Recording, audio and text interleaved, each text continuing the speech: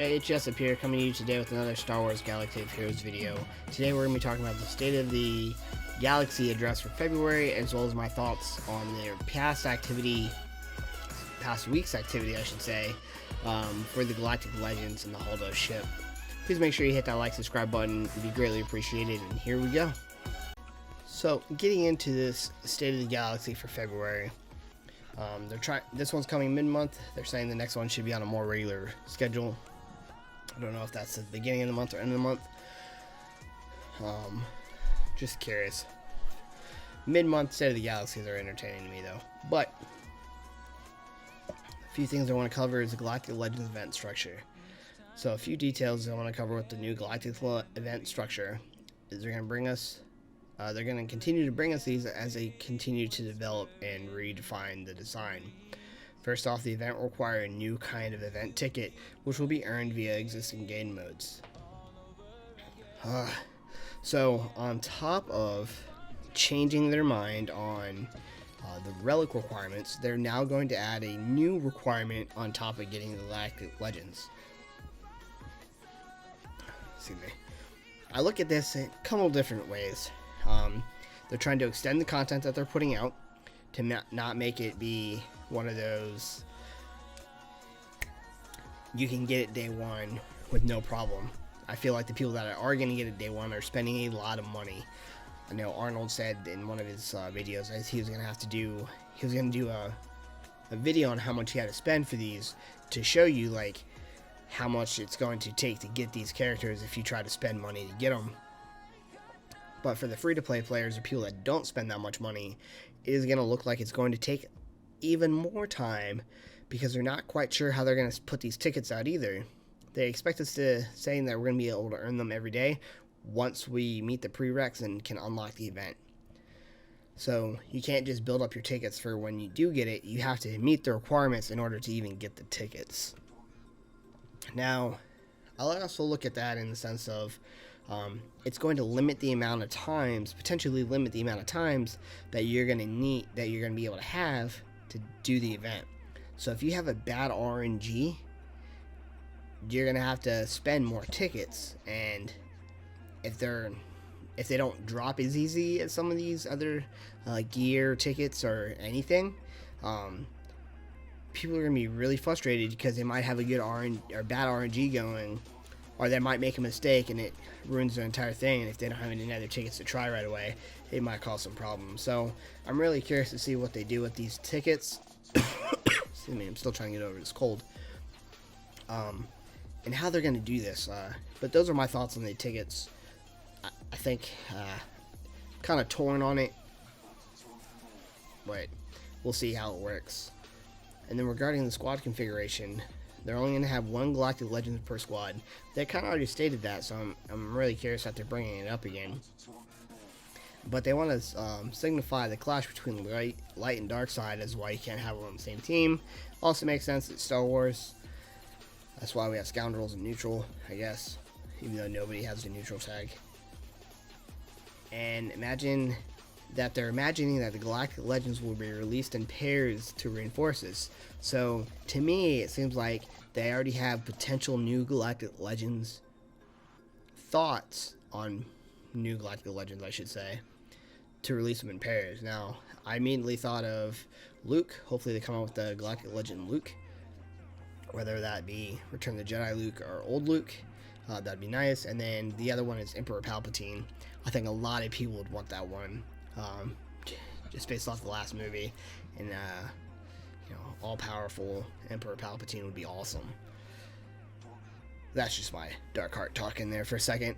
So I'd be curious to see if they already have new Galactic Legends, who they're going to be.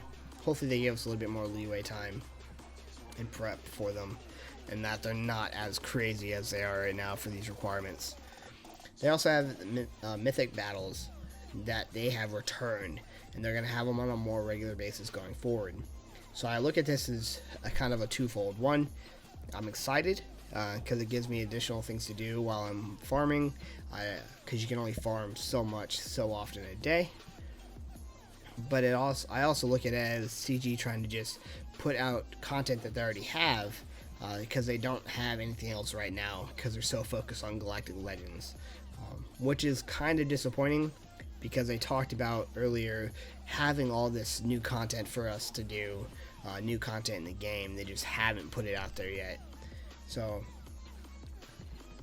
yes, I like it in the sense of it is something else for me to work on. No, I don't like it in the sense of it's not really anything new. It's what they already have, and they're just kind of putting it back out there. And then Galactic Legends art. So in this picture, you can kind of see the design that they had with the original Ray Scavenger Jedi Training Ray to what they want to do for the Galactic Legends Ray. And you can clearly see in the detail on the face and on the arms and on the belt of the additional detail that they're adding for these characters, or for at least Ray, and the artwork looks amazing. I'm really curious to see how it comes out finalized in game for the Galactic Legends and how they're going to look, because I know that one of the things that was talked about before was how it is 2020 now, in this game you can still tell that this game was made mid 2015 2014 time frame, and how the characters are and how lackluster the graphics are, I guess you could say. So I am really curious to see about this. Hopefully they're not spending too much time on just artwork, and they are actually creating new content as well, but we will see. And that's all that they have for the State of the Galaxy this time. So I'm a little disappointed in the fact that they put out all these requirements earlier in the week on the Galactic Legends, and they didn't talk about it in the State of the Galaxy, which might have been smart on their part, looking back at it a little bit. But I feel like CG is definitely turning off their fan base, and they're coming into the Galactic Legends event with blinders on, and I think it's really driving a wedge between, an even bigger wedge between us and CG. Now, whether or not CG cares or listens, that's, you know, completely up to them as well. Do I think that, you know, do I understand why the spenders are mad? Yes, absolutely. I don't spend that much money on this game, but I do spend every once in a while to get crystals.